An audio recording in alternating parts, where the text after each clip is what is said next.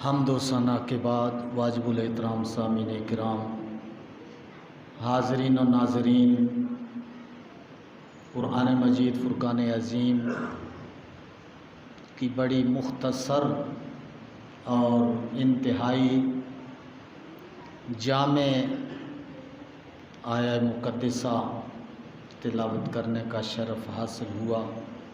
اس کا لفظی ترجمہ اور اسی آیہ مقدسہ کی تائید میں اللہ رب العزت کے محبوب رسول ہم سب کے آقا علیہ تحیۃ والثناء کی احادیث مبارکہ، دو تین احادیث مبارکہ جو اس آیت کی تائید کر رہی ہیں، ان کی روشنی میں آج کے جمعۃ المبارک کا مختصر سا خطبہ۔ اس سے پہلے جو نظم کی صورت میں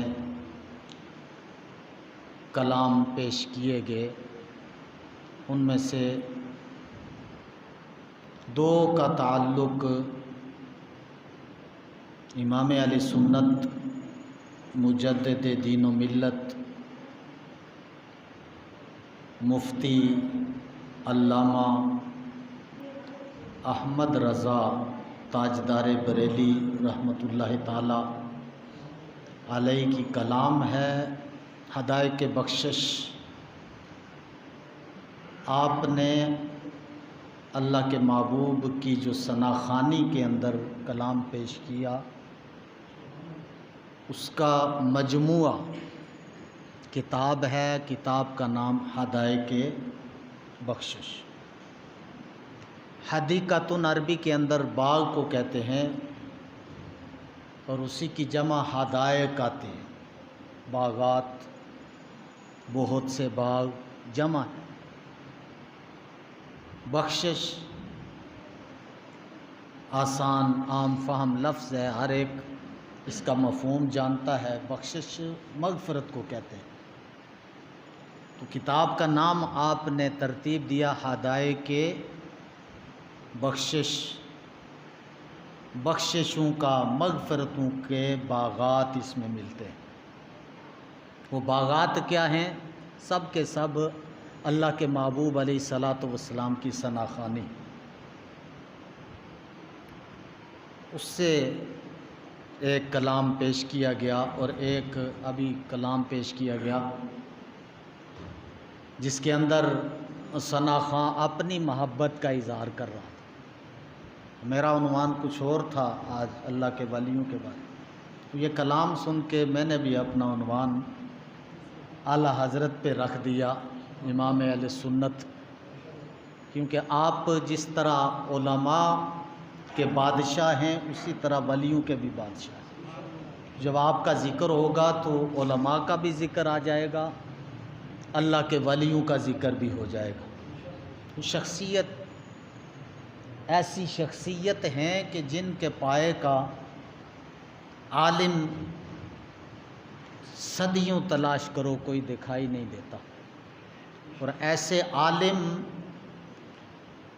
کہ جن کی نگاہ، جن کے علم اور تحقیق کا عالم یہ ہے کہ 1400 سالہ پہلی کتابوں پر بھی آپ کی نظر ہے۔ آپ نے تو جو کمال کیے کہ یہ فتاوی رضویہ کی صورت میں لوگوں کے ذہن بنے ہوتے ہیں، مولوی ویسے ہی ہوتے ہیں، ان کو کچھ آتا جاتا نہیں، یہ ایک ذہنیت ہے، اور یہ ذہن ویسے ہی نہیں بن جاتے، اس کے پیچھے ایک طاقت اور قوت ہوتی ہے۔ اعلیٰ حضرت کا وہ دور کہ جس کے اندر جب ایک طرف ملک پاکستان بن رہا تھا اور علماء کا جمع غفیر بھی تھا، اور سرکار دو عالم نور مجسم صلی اللہ علیہ وسلم کی حدیث مبارکہ ہے کہ میری امت کے اندر دو طرح کے علماء ہوں گے۔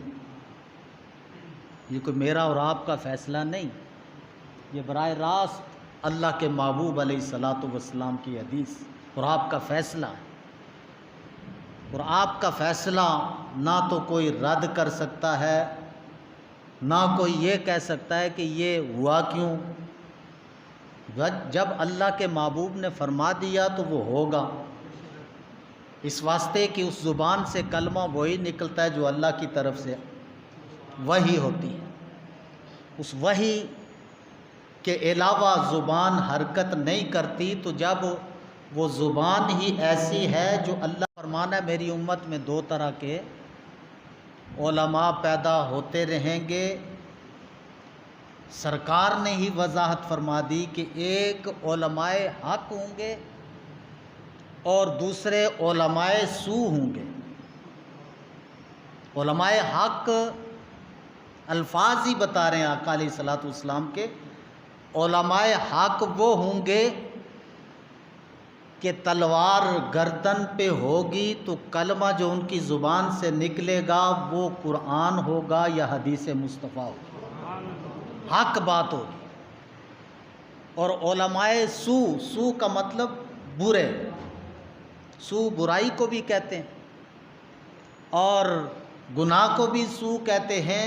اللہ کے محبوب نے فرمایا کہ اس امت میں دو طرح کے علماء ہوں گے، ایک حق کہنے والے، ایک برائی کی تبلیغ کرنے والے، برائی کو رائج کرنے والے۔